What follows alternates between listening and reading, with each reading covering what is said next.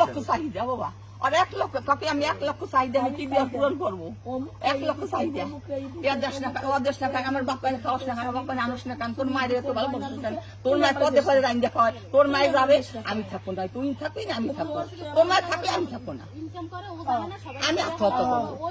আর দৌড়ি করছে, আর মায়ের খেয়ে দিচ্ছি এই দৌড়ি এই করবি, আসছি তোর শাশুড়ি করে দেবে। আমি বলছি বাবা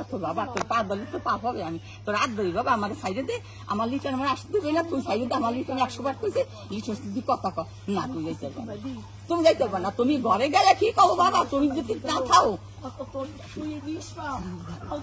গলা সাইডটা ধরে মানে ওরা মাইরে ফেলাইতো, মাইরে না থাকলে মাইরে ফেলাইতো আগে নিজেতে মারতো,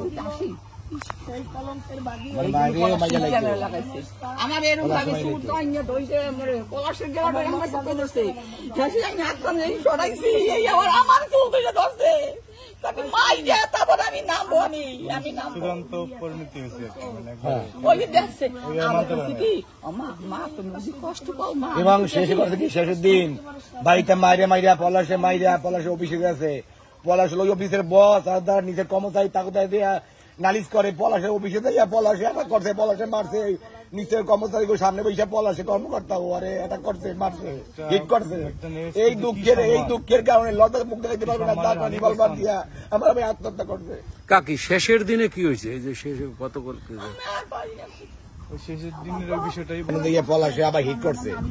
করছে, ওলো বড় অফিসার, পলাশ হলো প্রধান, আর ওর যে যারা দায়িত্বে থাকে নিচে যারা সোলজার যারা তাদের সাথে তাদের নালিশ দেয়, তাদের সিনকেট করছে, করার পর লজ্জার কারণে রাস্তাতে দৌড়ায়, কাপড় জায়গায় দৌড়ায়, ওই লজ্জার কারণে মুখ দেখাইতে পারবে না, তখন নিজেরা ইবের বাদে নিজের মাথায় হিট করছে। আপনারা গ্রেপ্তার করেন, আরে বিচার চাই, ওর জন্য আমার ভাই মরে গেছে, ওই আমার বাইরে মারছে, আমার বাইরে সকল সময় মৃত্যুর দিক ঠেলে দিছে, সবসময় আমার বাইরে যন্ত্রণা দিছে,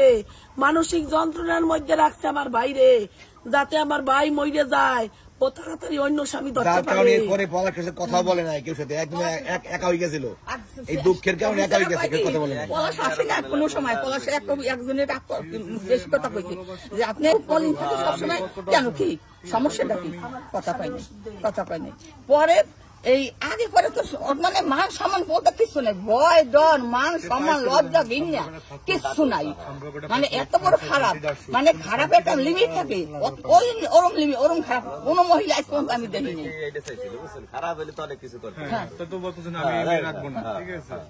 তারপরে যে মৃত্যু শেষ দিন পর্যন্ত আমার ছেলে বলছে আমি আর পাইনি বাবা, আমার শরীরে মানে দানবীয় শক্তি, এটা মহিলার গায়ে সাথে দর্জনও পারে না,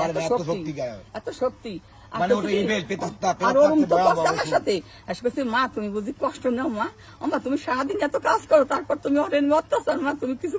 আমার তুমি কষ্ট নিও না, বাবা আমি তো রাত ধরি বাবা, আমি কষ্ট নেবো না, তুই কষ্ট নিবি না, তুই টেনশন করবি না, আমি টেনশন করবো না,